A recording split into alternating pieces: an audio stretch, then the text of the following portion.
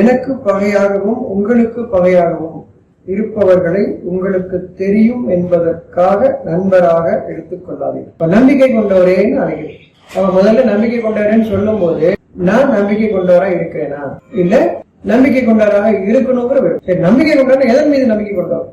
நல்லவற்றின் மீது நம்பிக்கை. நல்லபடியாக நான் வாழணும் அப்படின்னு எண்ணம் கொண்டிருக்கிற யார் ஒருவருக்கும் அவன் அறிவிக்கின்றான் நம்பிக்கை கொண்டவர். அந்த எண்ணம் இருக்கா? எனக்கெல்லாம் இல்லை, அதுக்கெல்லாம் கிடையாது, நாங்கெல்லாம் கொடுத்து வைக்கல, அப்படிலாம் நான் பறக்கவே இல்லை, அவங்களுக்கு இல்லை.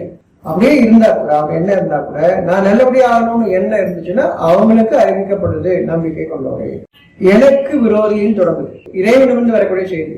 இறைவன் அறிவிக்கின்றான் எனக்கு விரோதியாக. யார் இறைவனுக்கு விரோதியாக இருப்பாங்க அப்படின்னா நல்லதுன்னு தெரிஞ்சதுக்கு அப்புறம் அதை யார் மறுக்கிறார்களோ அவர்கள் தனக்கே விரோதி, இறைவனுக்கும் விரோதி. தன் ஆன்மாவுக்கே அநியாயம் செய்து கொள்ளக்கூடியவர், விரோதம் செய்யக்கூடியவர்கள், பகையாக இருக்கக்கூடியவர், இறைவனுக்கு விரோதி.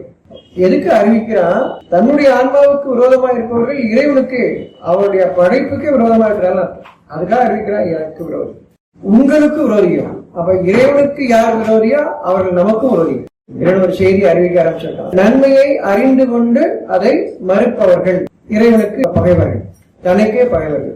உங்களுக்கு யார் இப்போ அந்த புத்தகத்தை எடுத்து வழிகாட்டுதல் இருக்காங்களோ அவங்க சொல்றா உங்களுக்கு பகையாகவும். நமக்கு யார் பகையா இருப்பாங்க?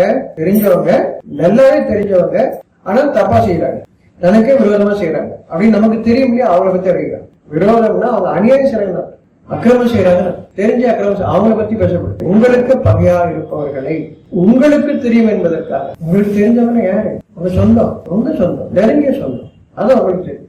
இங்க அறிவிக்கிறான் எனக்கு பகையாகவும் உங்களுக்கு பகையாகவும் இருப்பவர்களை உங்களுக்கு தெரியும் என்பதற்காக அவர்களை நண்பராக எடுத்துக் கொள்ளாதீங்க. நண்பராக எடுத்துக்கொள்ள சொந்தக்காரங்க தான், ஆனா நண்பர் கிடையாது. நண்பர்னா என்ன தப்போ? யார் நன்மைக்கு உரியவர்களாக இருக்கிறார்களோ அவர்கள் தான் நண்பர். அப்ப யார் நண்பர்னு சொல்றான்? நன்மையை கொண்டு நல்ல எண்ணத்தை கொண்டு யார் வாழ்கிறாரோ அவர்கள் தான் நண்பர். அவர்களை தவிர மற்றவங்க நீங்க பழகுங்க, பழக வேணாம், உங்க வாழ்க்கைக்கு பழகுங்க, யாருமே நீங்க பேசுங்க. நண்பராக ஏற்றுக்கொண்டது யார?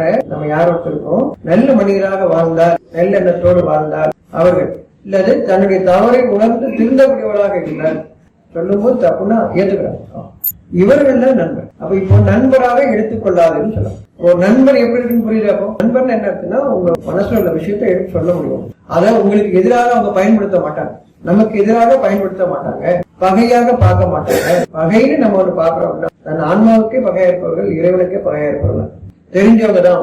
அப்ப நண்பன் இறைவனுக்கு பகையாக இருக்கக்கூடாது, தனக்கே பகையா இருக்கக்கூடாது, உங்களுக்கு பகையாக இருக்கக்கூடாது. நண்பராக எடுத்துக்கொள்ளாதீர். நண்பனுக்கு வழிகாட்டுதல் சொல்லப்படுது.